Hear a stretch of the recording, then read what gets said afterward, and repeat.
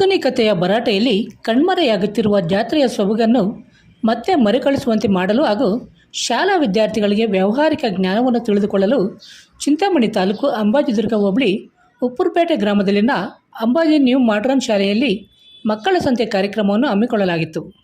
ಈ ಮಕ್ಕಳ ಸಂತೆ ಕಾರ್ಯಕ್ರಮದಲ್ಲಿ ಅಂಬಾಜಿ ನ್ಯೂ ಮಾಡ್ರನ್ ಶಾಲೆಯ ಆಡಳಿತ ಮಂಡಳಿ, ಸಿಬ್ಬಂದಿ ಹಾಗೂ ಪೋಷಕರು, ಉಪ್ಪುರಪೇಟೆ ಗ್ರಾಮಸ್ಥರು ಭಾಗವಹಿಸಿ ಕಾರ್ಯಕ್ರಮವನ್ನು ಯಶಸ್ವಿಗೊಳಿಸಿದರು.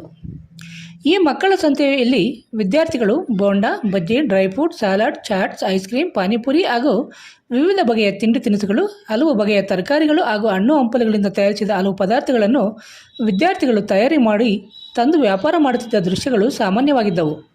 ಈ ಮಕ್ಕಳ ಸಂತೆಯನ್ನು ವೀಕ್ಷಿಸಲು ಹೆಚ್ಚಿನ ಸಂಖ್ಯೆಯಲ್ಲಿ ಮಕ್ಕಳ ಪೋಷಕರು ಮತ್ತಿತರರು ಆಗಮಿಸಿ ತಿಂಡಿ ತಿನಿಸುಗಳನ್ನು ಕೊಂಡುಕೊಂಡು ತಿನ್ನುತ್ತಿದ್ದ ದೃಶ್ಯಗಳು ಸಾಮಾನ್ಯವಾಗಿದ್ದವು.